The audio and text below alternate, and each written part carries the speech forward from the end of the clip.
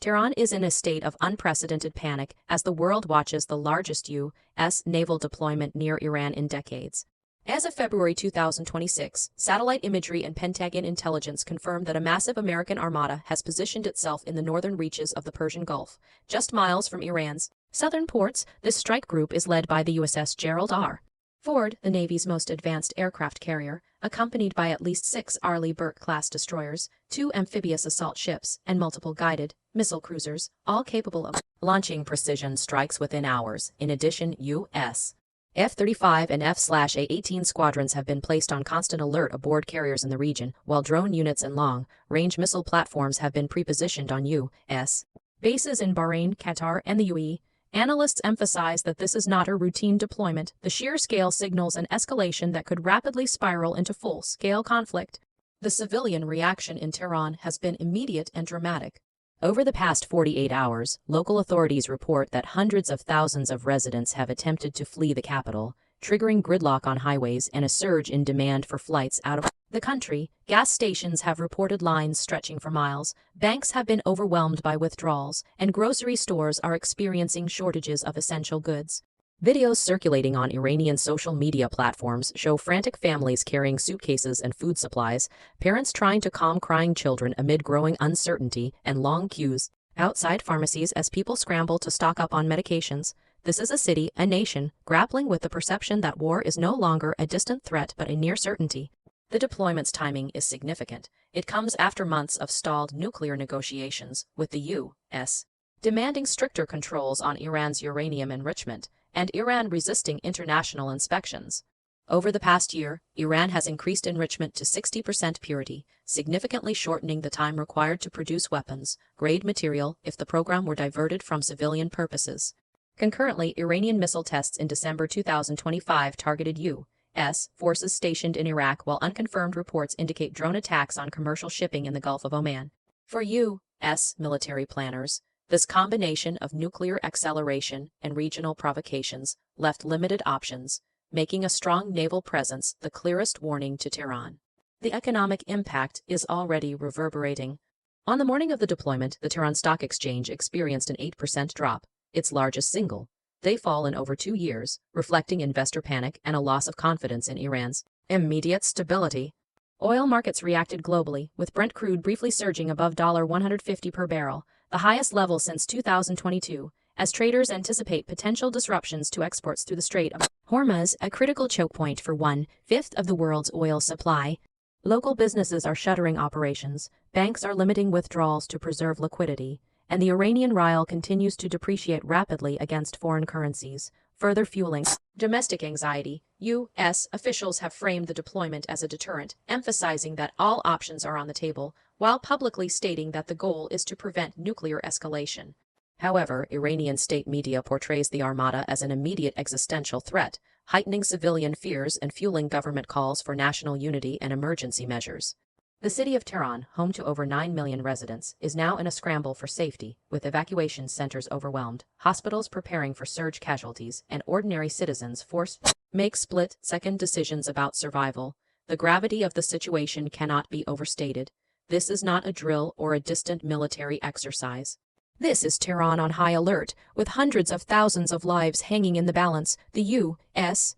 has signaled readiness for immediate action. Iran has mobilized internal defenses, and the civilians caught in the middle are bearing the first human cost of this geopolitical showdown. The question looming over the city, the region, and the world is chilling. If deterrence fails, the consequences could be catastrophic. Millions are fleeing, markets are crashing, and the clock is ticking. The crisis in Tehran did not happen overnight. The buildup of tensions between the United States and Iran has been simmering for years. But what is unfolding now is the result of a complex web of strategic decisions, miscalculations, and missed opportunities on both sides. The origins of this escalation trace back to the collapse of the 2015 nuclear agreement framework, which the U.S. formally abandoned in May 2018.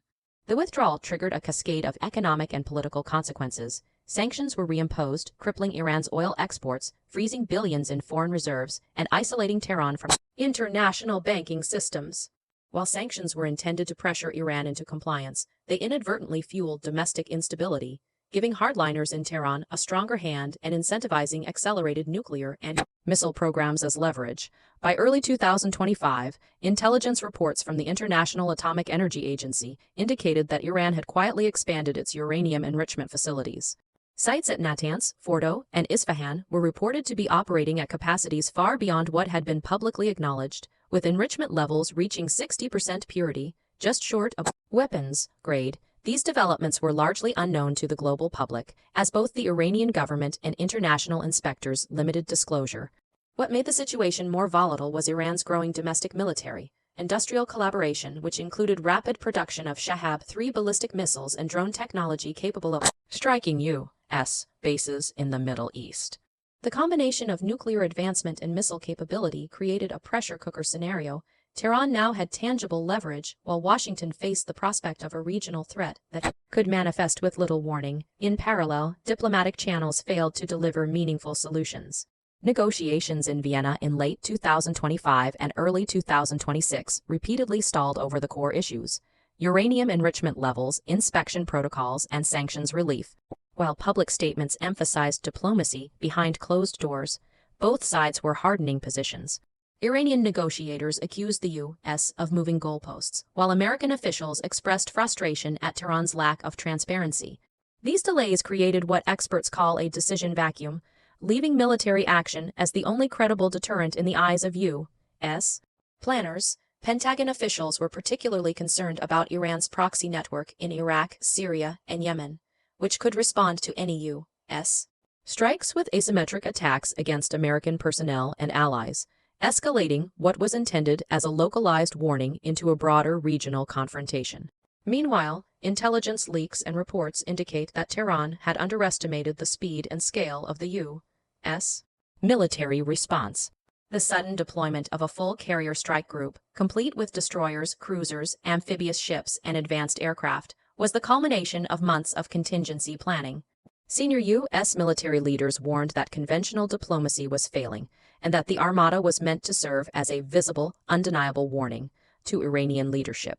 Analysts point out that this is a tactic rarely used outside of direct crises, signaling the seriousness with which the U.S. perceives Iran's nuclear trajectory. Adding to the hidden truth is the domestic pressure within Iran. The Iranian economy, already weakened by sanctions, is facing mounting inflation, with the rial losing over 30% of its value in the past year. Food and energy shortages are widespread, and public unrest is quietly rising. The leadership in Tehran faces a dual challenge: maintaining internal control while deterring an unprecedented U.S. military buildup on its doorstep. This combination of internal fragility and external threat creates a scenario where missteps could rapidly escalate into full-scale conflict. The public has not been told the full extent of these failures. For months, reports of uranium enrichment, missile production, and stalled negotiations were filtered through state-controlled media, while Western intelligence assessments remained classified. The consequences of these hidden truths are now visible on Tehran's streets: citizens fleeing, markets crashing, and a government scrambling to project control. The stage has been set over years through sanctions, stalled diplomacy, and strategic miscalculations, creating a volatile environment where the arrival of a U.S. Armada is not a surprise, but the inevitable flashpoint of a crisis that has been brewing for decades. The presence of the massive U.S. naval armada near Iran is not just a geopolitical story, it is a human crisis unfolding in real time. Across Tehran and other major Iranian cities, ordinary citizens are experiencing the immediate consequences of escalating tension. In the past 72 hours alone, Tehran airport officials report a 300% surge in passenger traffic, with thousands of families attempting to leave the city. Flights to neighboring countries like Turkey, the UAE, and Armenia have been sold out, while fares have skyrocketed to triple their normal price. The government has urged calm, but panic is spreading as people struggle to access essential resources, from food and water to fuel for generators and vehicles. Gas stations, already operating under rationing schemes due to chronic shortages, have reported lines extending for several kilometers, with citizens waiting hours in freezing temperatures to fill tanks. Hospitals are bearing the brunt of both fear and logistical disruption. Tehran's medical system, which normally handles over 1.5 million outpatient visits per month, has seen a surge in emergency admissions, both for panic-related incidents and routine care delayed by the mass exodus. Reports indicate that several major hospitals, including Shariati and Imam Khomeini, have temporarily reduced elective procedures to accommodate urgent cases related to stress-induced cardiac events, accidents in congested traffic, and supply chain interruptions for critical medications. Nurses and doctors are working 12 to 16-hour shifts, often without adequate sleep or backup, and staff shortages are compounded by the fact that many healthcare workers are attempting to flee the city themselves, leaving hospitals dangerously understaffed. Schools and universities are also directly affected. Tehran, home to more than 3 million students across primary, secondary, and higher education institutions, has seen widespread closures. Parents are keeping children home due to fear of escalation, and universities like University of Tehran and Sharif, University of Technology, have suspended classes, sending students into uncertainty about exams, research projects, and graduation timelines. The disruption is not only educational but also psychological. Reports from child psychologists indicate heightened anxiety, stress disorders, and sleep disturbances among children and teenagers, with long-term consequences for mental health if the crisis persists. The economic fallout is equally severe. Small businesses, already struggling under sanctions and rising inflation, are now shuttering operations. Tehran's bazaar districts report at least 40% of merchants closing temporarily due to reduced foot traffic, supply chain disruptions, and fear of U.S. strikes. Banks have limited withdrawals to prevent runs, while local currency continues to plummet, with the rial losing more than 35% of its value against the U.S. dollar in the last 6 months. The combination of disrupted commerce, a collapsing currency, and mass evacuation is pushing the city toward a liquidity crisis, threatening salaries for millions of workers and potentially triggering broader unemployment. Every aspect of daily life is under pressure. Public transport is strained, grocery stores are emptying shelves at unprecedented rates, and utilities are stretched thin as the government struggles to maintain electricity, gas, and water for city in panic. Ordinary citizens describe a city that feels both surreal and dangerous, a metropolis teetering on the edge, where uncertainty dominates every decision. Parents worry about keeping children safe, elderly citizens face difficulty accessing medications, and employees are forced to choose between showing up to work or fleeing. Meanwhile, the government in Tehran is attempting to project control, but the effectiveness is limited. Curfews and travel restrictions have been introduced, yet they are inconsistently enforced amid the mass exodus. Security forces patrol major intersections, attempting to maintain order, but they are stretched thin and facing growing frustration from citizens who view the measures as too little, too late. The human and economic fallout of this military escalation is a stark reminder that conflicts are not abstract, they are lived experiences measured in the fear of families, the closure of hospitals, the collapse of businesses, and the crumbling of confidence in institutions. Tehran's citizens are caught in a perfect storm of panic, scarcity, and uncertainty, and the clock is ticking.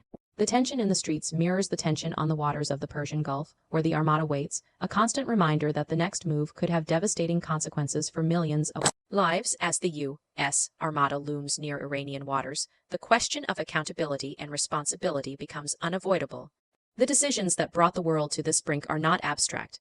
They are the product of deliberate choices made by political and military leaders in Washington, Tehran, and beyond. At the center of the storm is Donald J. Trump, whose administration authorized the rapid deployment of a full carrier strike group to the Persian Gulf. This armada, including the USS Ronald Reagan, USS Abraham Lincoln, and accompanying destroyers and cruisers, represents the largest U.S. naval presence in the region since 2019.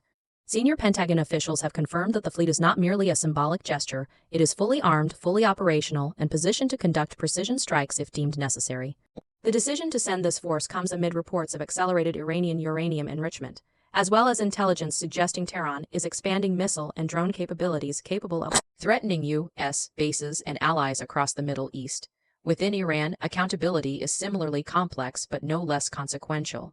President Ebrahim Raisi and the Supreme National Security Council have been criticized by both domestic observers and international analysts for failing to anticipate the scale of the U.S. military response. Leaked reports indicate that Tehran's leadership underestimated the speed at which Washington would mobilize its naval power, leaving civilian populations exposed and creating a sense of panic that has driven tens of thousands from Tehran in the last 72 hours.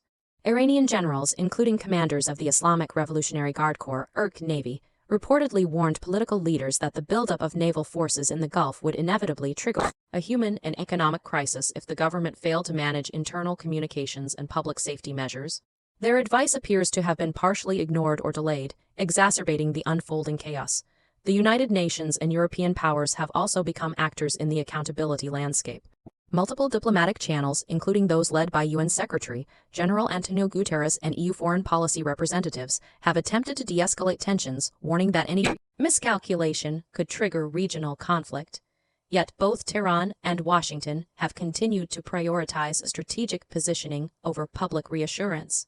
Reports suggest that last-minute negotiation offers and back-channel communications were considered but ultimately rejected by senior advisors on both sides, citing concerns that compromise could be perceived as weakness.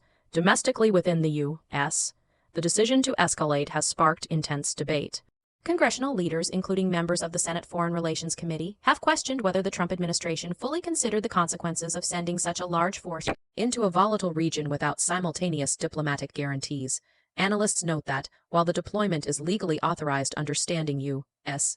defense mandates, the political optics are immense. Any incident, whether a misfired missile, accidental collision, or minor skirmish, could be interpreted as a direct act of war, placing both civilian populations and military personnel at immediate risk. The administration, however, insists that the Armada is primarily a deterrent designed to signal that the U.S. will not tolerate continued nuclear advancement or regional provocations. Iranian domestic leadership, meanwhile, faces its own crisis of accountability.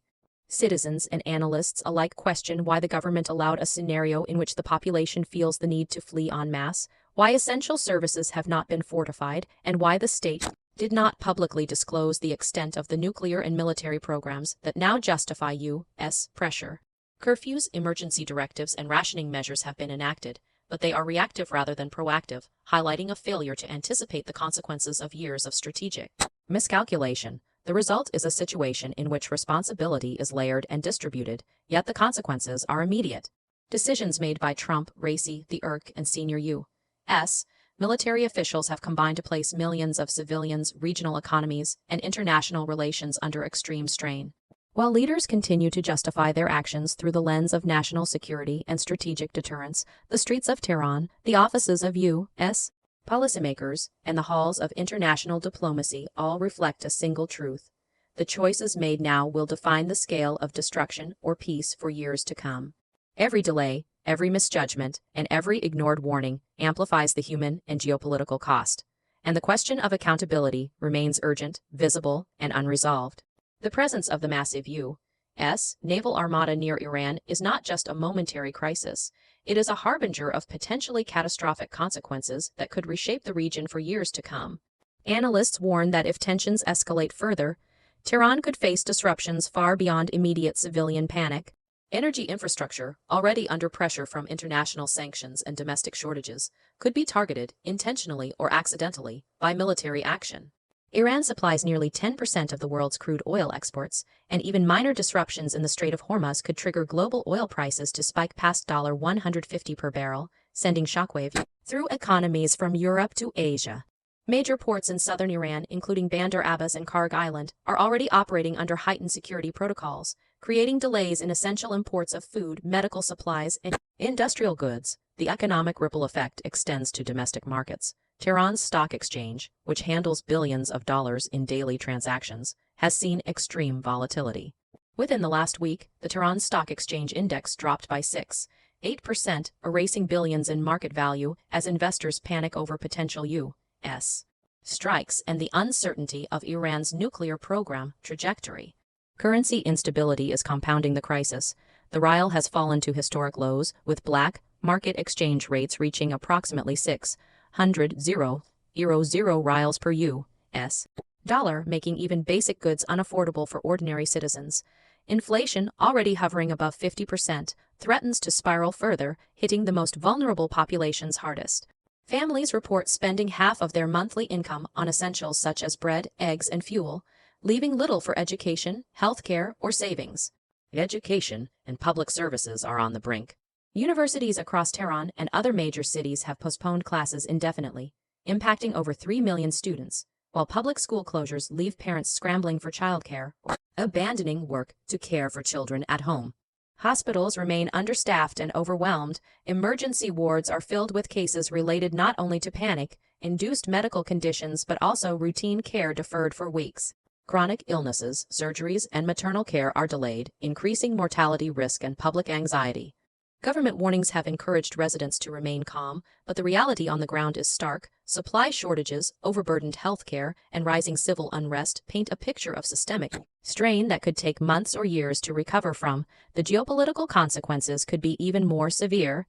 A confrontation in the Persian Gulf risks pulling in regional actors such as Israel, Saudi Arabia, and the UAE, all of whom maintain vested interests in Iran's nuclear capabilities and regional stability. An accidental escalation could ignite wider conflict, potentially drawing in NATO allies and destabilizing energy supplies across the globe. Experts warn that the lack of diplomatic engagement alongside military posturing increases the likelihood of miscalculations, while both Tehran and Washington maintain hardline rhetoric. This delicate balance means that even minor provocations, a misfired missile, an unexpected naval maneuver, or cyber attacks could trigger catastrophic retaliation. For ordinary citizens, the fallout is immediate and intensely personal. Families are displaced, economic survival is uncertain, and trust in leadership is eroding. Social cohesion is fraying, with reports of panic-driven hoarding, unrest at fuel stations, and growing protests in smaller cities. Public confidence in both domestic and foreign authorities is at an all-time low, and the question of safety has replaced routine concerns about work, school, and daily life. The choices made in the next few weeks will determine whether this crisis escalates into open conflict or remains a tense standoff. Citizens, governments, and international actors are all under pressure to act responsibly, yet the margin for error is razor thin. The question is not whether the situation will worsen, it already has, but how long the world will tolerate inaction, miscalculation, or failure to prioritize diplomacy over escalation.